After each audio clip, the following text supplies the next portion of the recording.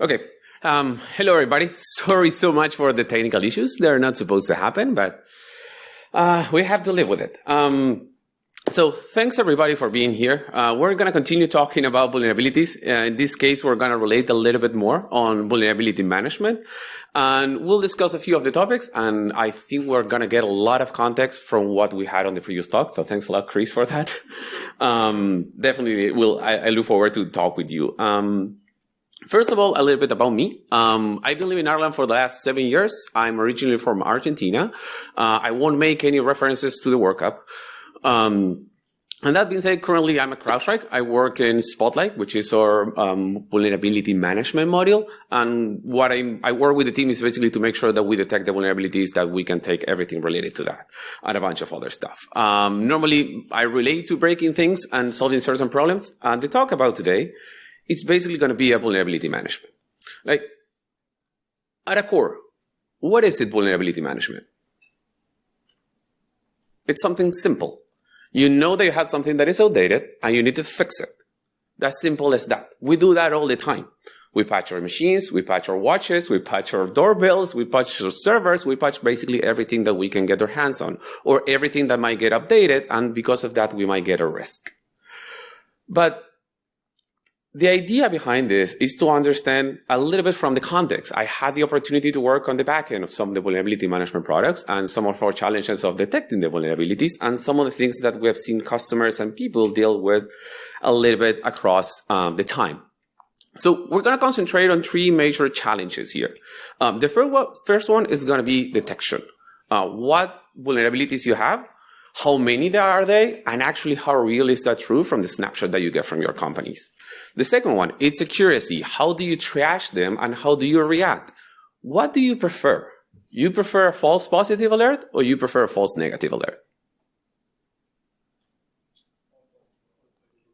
What's the benefit of a false positive on a tool that helps you to manage your vulnerabilities?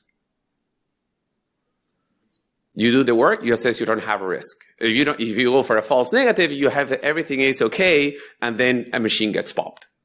So in a nutshell, false negatives are less work for most of the teams, but a higher risk, where false positive might be more work, but actually can translate in a little bit of more security.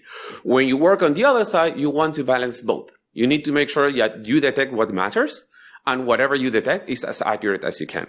But it's a final point on this, and some of the questions that I believe has the most throughput for the teams and the more output is, what do you do with the information you have and for which ones you can react and what are the avenues that you can take? Many of us, when we work with a vulnerability management tool or something that would help us to assess that, we want to get the guidance.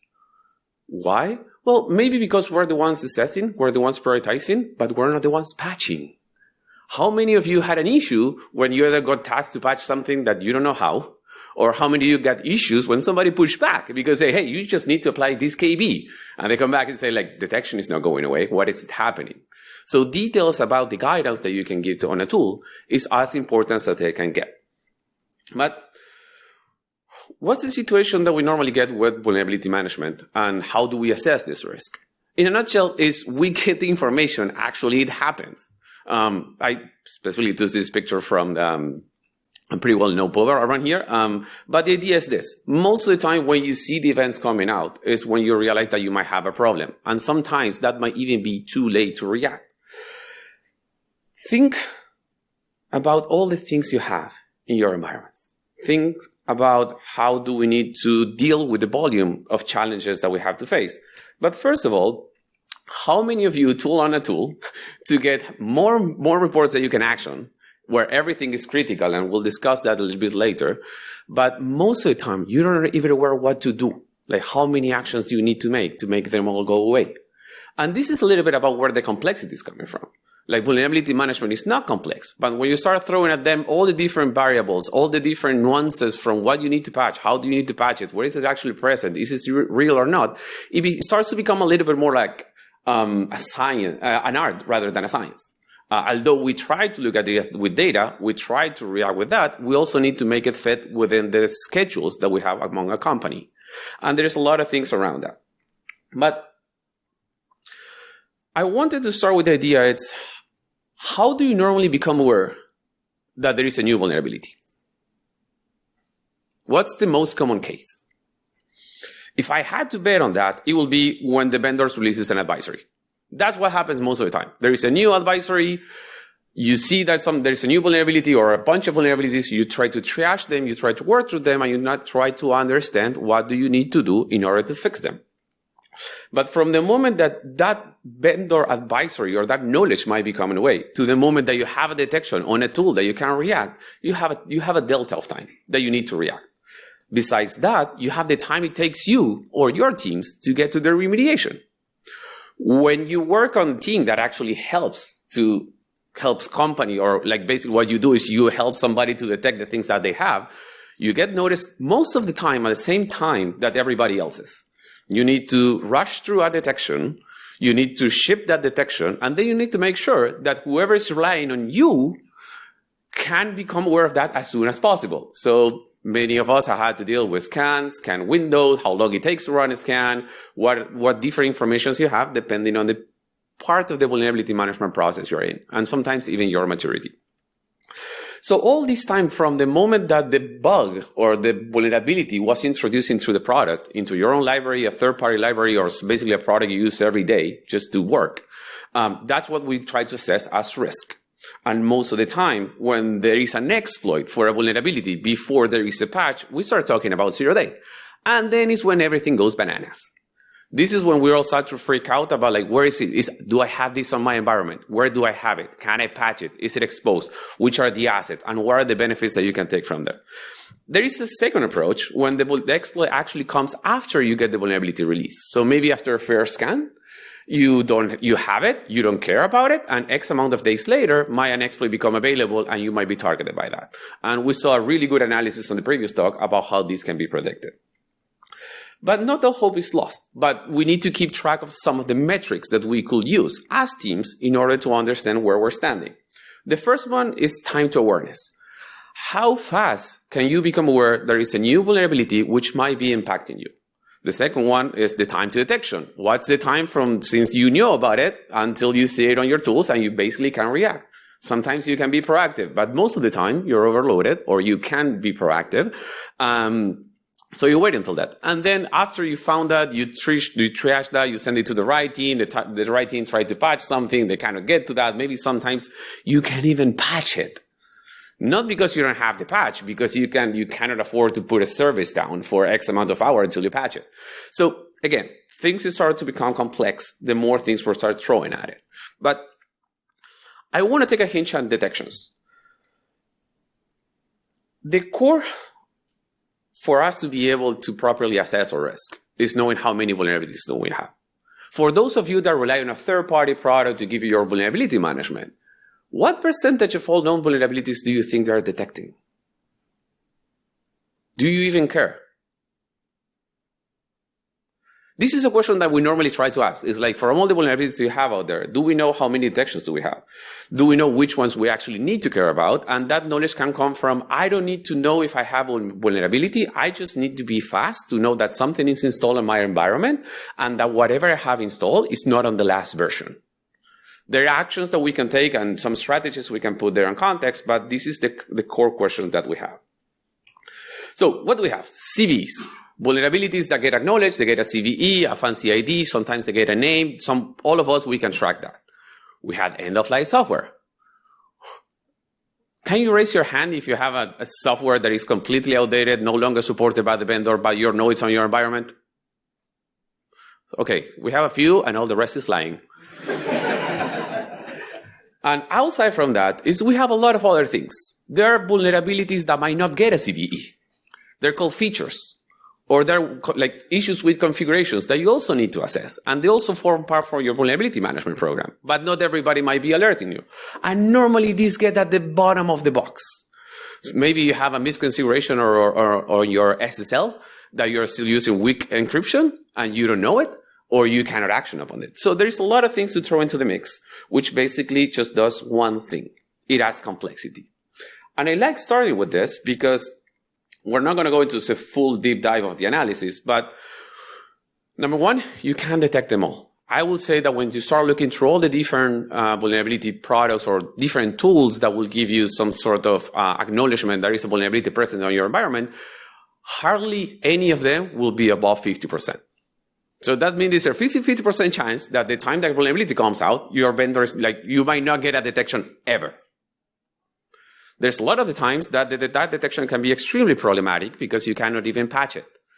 And there is a final approach that basically CVEs alone is not an indicator. Yes, at the moment of this talk, there were more than 200,000 vulnerabilities out there based out just of NVD. We're not counting the third party or vulnerabilities without a CVE. And there's a lot of data that we cannot put into the talk because of time constraints and a bunch of other things that happen. But what we're trying to understand is and we had a pretty good analysis, is when you start looking at NVD and how many vulnerabilities you get every single year, how many vulnerabilities you get by week, how many vulnerabilities you get by day. And when everything is important, it became chaos. And we're going to look at the ideas on how we can sort of triage through this. Nevertheless, there are certain events you can prevent.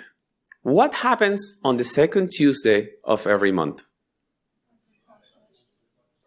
So we all know it's going to happen. We all know that at 1 p.m. EST, new patches are going to come out. And at those times, we're going to say, hey, you have this vulnerability. And by the way, it had already been exploited. But probably you need to wait a little bit more until you can action upon it. If you prepare, probably you can shrink that gap. But the idea behind this is that we have a lot of vulnerabilities, but we do care about the exploits. The exploits are the signal that will give us that somebody that it's the risk associated to a vulnerability, it's pretty likely to come higher because somebody can rely on it to put a footprint into our environments. And that's what most of the time we want to prevent. When we start diving about this, normally there are three main classifications that were some of care for the security teams. Actively exploited. Yes, already raining outside. I know, I'm wet. That's the most common situation. Something comes out, already has a 0 day. I think they look at CISA. CISA came after, but a lot of the CVEs that are actively being exploited, normally you become aware of them either before that or when the vendor releases the patches. Exploit available. In the previous talk, we were seeing around 50,000 CVEs with an exploit available. It doesn't mean it's actively exploited, but what does it mean? There is something out there. So there's two options. Nobody used it, or nobody detected that somebody is using it. Do we have anybody here that works doing pen test? Have you ever seen a CVE that you rely on that's not flagged on CISA, that is not flagged by anybody that's been exploited, but every time you see it, you say, oh yes.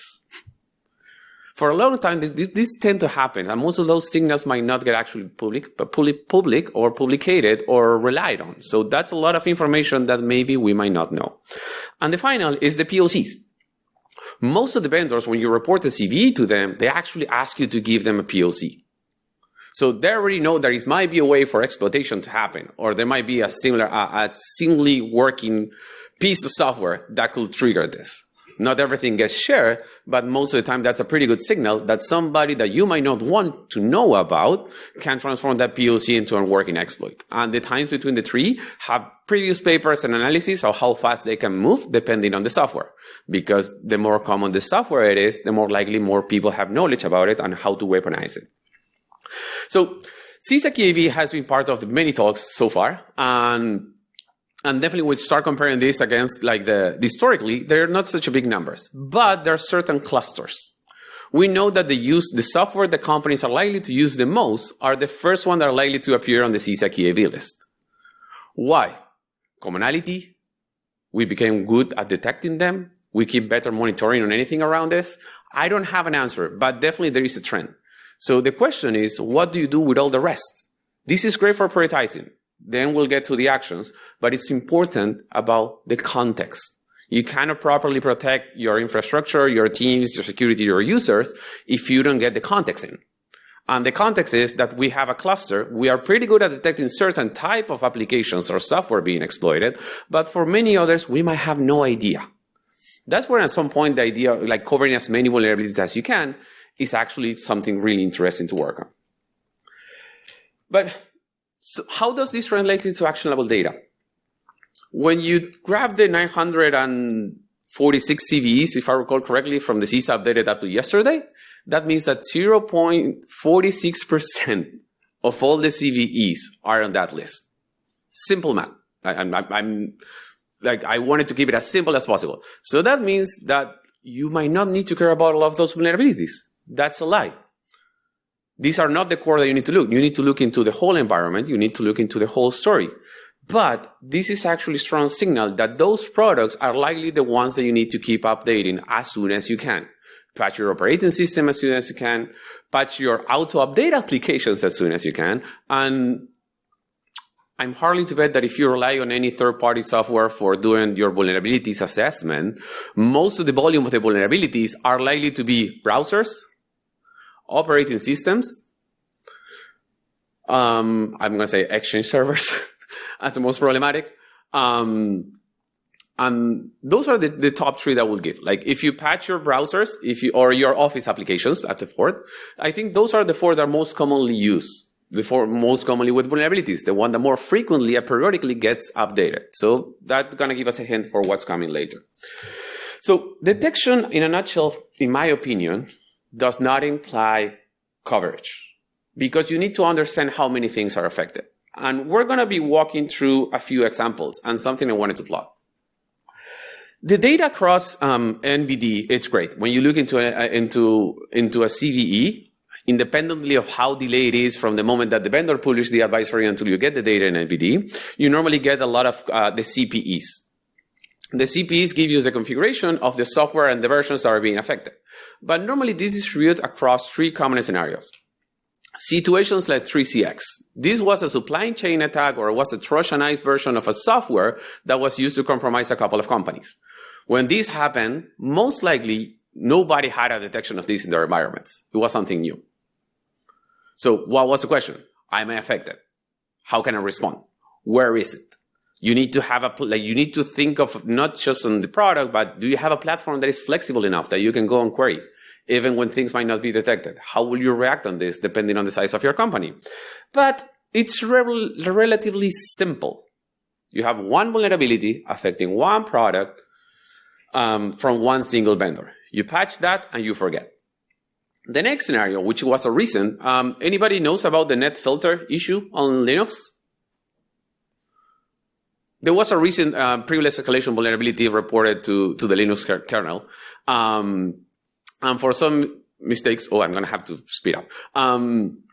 They basically released about the vulnerability. So according to the guidelines, the person that reported the vulnerability published the exploit. That means we know there is a CVE affecting most of the Linux distributions. We don't know which ones or which versions, but everybody starts to freak out. You cannot do anything until you don't get out the information. And my personal nightmare, Log4j. So why Log4j was such a thing? We don't know how many products are affected. Why? Because it's a library. Many of you might have a custom software somewhere across your environment relying on this library. And a strong, mature DevSecOps process will help you to find this kind of stuff. But many companies might not have it, or a lot of third-party software might be relying on this library. And even if you have a single detection, it doesn't mean it's the only detection that you have. So that creates a massive problem where you have multiple platforms and multiple products being affected, or when everything is affected. So we're running a little bit out of time, but the idea is how to fight back. How do you put all the information and the data together in order to react? And I don't have a perfect formula, but we have a place to start. So the most important thing is context. Whatever you do, you need to have the consideration to the context. The context is about how unique you are from the different companies, how unique your infrastructure or your events or your users or your employees are, in a way that you can think about like the asset. What is it? Where is it? Is it exposed? Is it not exposed? Is it commonly used? Is it used by a single person? Is this person normally following good practices? Can you look into how fast that user actually patches his operating system whenever something comes up? Can you force or can you recommend your users to patch through tooling? What controls do you have? If you have a system that is not patched and something will pop that box, can you detect it? Do you have a service or do you have a product that will help you to fastly react when somebody gets hands on keyboard of an event of this happening? And the final is, how do you aggregate all the information to have the risk that will guide your teams to the actions that you need to take if you were compromised because you haven't patched, or to minimize the attempt of being compromised? So What's the next? You have the context. Now you go into prioritization. And we had a pretty cool discussion previously about like CVSS being static and everything is critical. And you have open source models that will try to prioritize, making a prediction on how likely a CV is to be exploited in the next 30 days. And most of the VM vendors right now will have like some proprietary score that it's fueled by the insights or third-party vendors into what you should patch or not. But this creates like the conflict. Like I need CVSS, as we were discussing, because of a lot of things of compliance, a lot of things that I need to certify, but I actually want to move fast in order to mitigate the risk. The second one, how do you patch a software? Update to the latest version available. How useful is this information for you when you don't have an idea of how the software is being patched? What software within your environment is auto-updating? How many of you force your teams to update Google Chrome within a certain amount of time of a new version coming out, fixing a lot of bugs? Like this behavioral stuff that you can define and how you do break your plan in order to make things to happen. So the three main problems that we have, it's related to detection, accuracy, and actions. Do we detect everything that we need? How big is our gap? How many things we can put the spotlight on? Our accuracy, whatever information do we have, is that good enough that we can trust it and we can take action on it to minimize the risk of something that we're missing? And what actions do we need to take? What's the guidance for us or for the other teams to actually execute in order to minimize the risk? Context prioritization or remediation through any model that you might follow needs to suit whatever you do. This is not an answer. This is a framework. This is the idea that the complexity for your own programs are going to depend on how much time you invest on them. Some of the tools will help you, but nobody will be perfect because nobody will be cover everything. Some might be better at covering. Some others might be better at protection or detection. And some of them try to do everything at once. So are there any potential solutions for this? I don't think so, but there is a process and there is hope. Number one, build on processes and iterate frequently. If you're starting from zero, try to go for the most frequent things changing. Your user, your workstations, then build up to your servers, like your containers or your services that are exposed on the internet. And then try to go to the things that are extremely hard to patch. And on purpose, I haven't even mentioned about ICS and OT because that's a completely different league. Like, how many of you had to deal, I'm going to go to my manager and say, hey, I need $100K just to patch this old system. And when the answer is no. Is there, where our focus should be on the programs, on making sure that we can assert for remediation and protection.